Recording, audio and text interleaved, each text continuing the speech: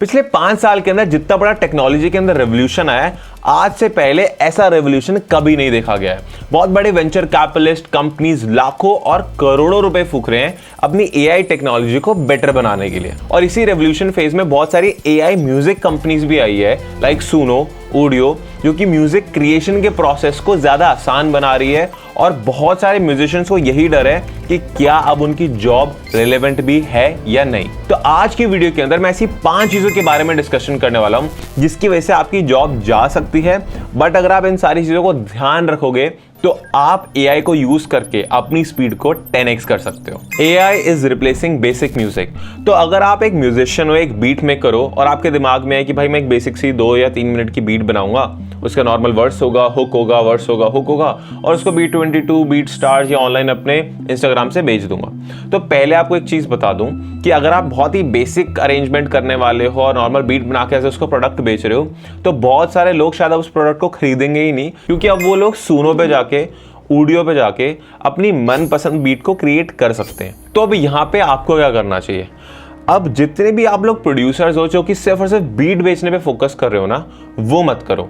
Beat बेचो, but उसके साथ साथ कस्टम म्यूजिक प्रोडक्शन की सर्विस भी अपने साथ रखो। यानी कि बहुत सारे आर्टिस्ट हैं और सिंगर्स और रैपर्स हैं जो चाहते हैं कि भाई हमारी बीट के अंदर हमारे हिसाब से अरेंजमेंट हो।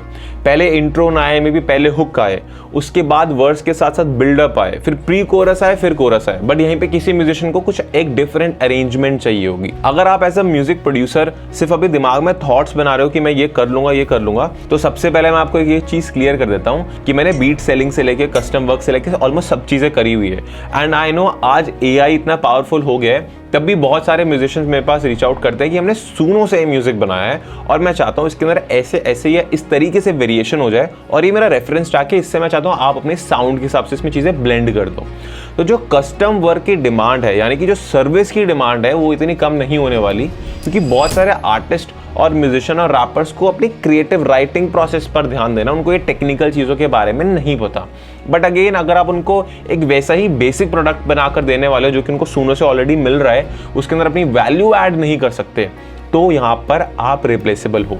इसलिए मैं सबको रिकमेंड करूँगा कि आज से क्या, अभी से ही सुनो की 800 रुपये की मंथली सब्सक्रिप्शन आती है, उसको लो और सीखो कि वो एआई काम कैसे करता है, ताकि आपको over the period of time उसकी लिमिटेशन पता लगेगी और बहुत सारे म्यूजिशियंस को आप अच्छी सर्विस दे पाओगे, स्पीड में दे पाओगे। सेकेंड पॉइंट है over saturation of music content. अब क्योंकि म्यूजिक को बनाना इतना आसान हो गया है, तो अब इंडस्ट्री में 5-10 लोग नहीं, 100 लोग नहीं, लाख लोग नहीं, करोड़ों लोग म्यूजिक बना रहे हैं, क्योंकि जस्ट आपको एक प्रॉम्प्ट डालना है और अपने खुद का आप म्यूजिक बना सकते हो। बट इसी की वजह से ओवर सैचुरेशन भी हो रही है। यानी कि अगर आप यूट्यूब पे जाकर सर्च करोगे म्यूजिक, तो इतने सारे चैनल भरे पड़े हैं जिसपे वो सिर्फ म्यूजिक का कंटेंट पोस्ट कर रहे हैं। तो मैं यहाँ पे आपको रिकमेंड करूंगा कि अगर आप एक म्यूजिक प्रोड्यूसर हो, म्यूजिशियन हो, तो आपको म्यूजिक को क्रिएट कैसे करते हैं उस पर तो ध्यान देना चाहिए, वो तो सीखना चाहिए। बट और किस किस टाइप का म्यूजिक एग्जिस्ट करता है वो भी सीखना चाहिए। अब वो आप कैसे सीखोगे? आपको डिफरेंट कंट्रीज की कल्चर की मूवीज देखनी चाहिए, म्यूजिक सुनना चाहिए, उनके वेब सीरीज या शो देखने चाहिए, जिससे आपको पता लगेगा कि पूरे वर्ल्ड में कितनी सारी यूनिक इंस्ट्रूमेंट्स और साउंड्स हैं और रिदम्स हैं जो कि आपने अभी तक डिस्कवर ही नहीं करी है, क्योंकि आप अभी वो कमर्शियल जो हिप हॉप चल रहा है उसी के पीछे लगे पड़े। जैसे आप लोगों ने देखा होगा कि हनी पाजी जब बहुत सारे आर्टिस्ट के साथ काम करते हैं तो वो बहुत बार बीच में अराबिक सा स्टाइल भी लेकर आते हैं। यहीं पे बादशाह पाजी कभी कभार जब काम करते हैं तो स्पेनिश सा फ्लेवर लेके आते हैं। यहीं पे बहुत सारे ऐसे भी म्यूजिशियंस हैं जो कि इंडियन साउंड्स को लेते हैं और वेस्टर्न साउंड को ब्लेंड करके कुछ म्यूजिक बनाते हैं।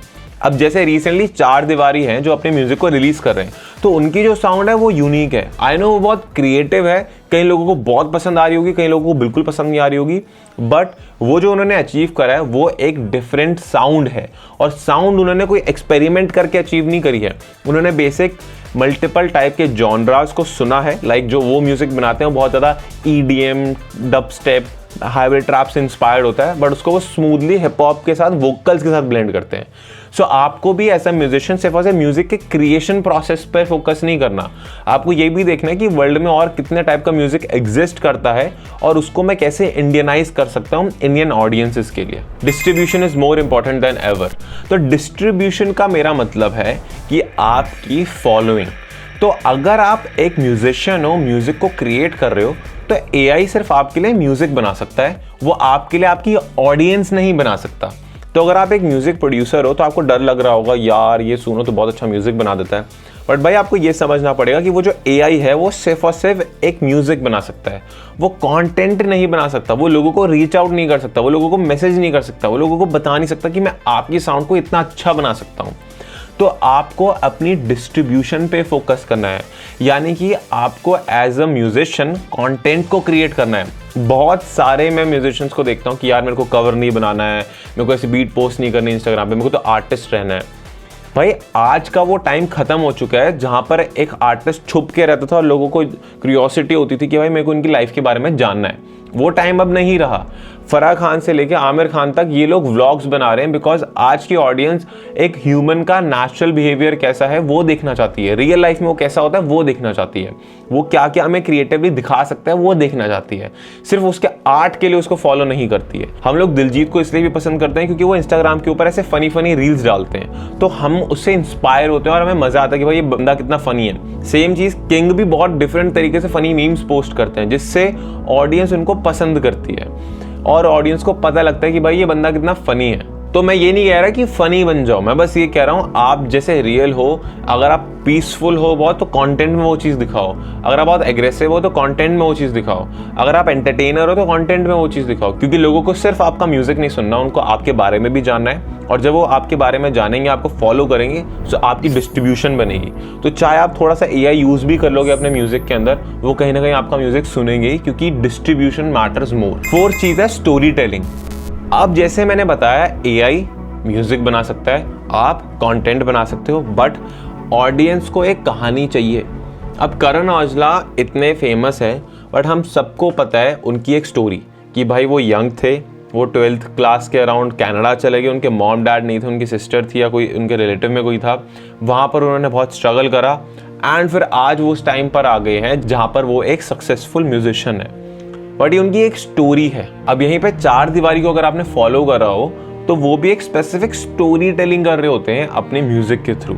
जितने भी म्यूजिशियंस को आप आज के टाइम पे फॉलो करोगे वो उनकी एक स्टोरी, उनकी कहानी की वजह से करोगे। तो एज एन आर्टिस्ट जो म्यूजिक AI वो आपको सिर्फ म्यूजिक AI वाला कंटेंट बनाकर दे रहा है, बट ऐसे ही बहुत सारे विजुअल्स AI लाइक हिक्सफील्ड जहाँ पे आप क्लिंग 3.0 सीडेंस 2.0 को यूज कर सकते हो, ऐसे विजुअल्स बना सकते हो, आप म्यूजिक बना सकते हो, आप विजुअल्स बना सकते हो, फेस आपका होगा बट स्टोरी क्या बतानी है, लोग क्यों देखेंगे आपके म्यूजिक को, आपके म्यूजिक में स्टोरी लाइन क्या होने वाली है, आपको उस पर काम करना चाहिए। साथ ही साथ हम भी बहुत सारे म्यूजिशियंस के लिए जिनके लिए म्यूजिक को बनाते हैं, हम उनके लिए उनकी प्रॉपर म्यूजिक वीडियोस को भी क्रिएट करते हैं सिर्फ और सिर्फ AI की मदद से।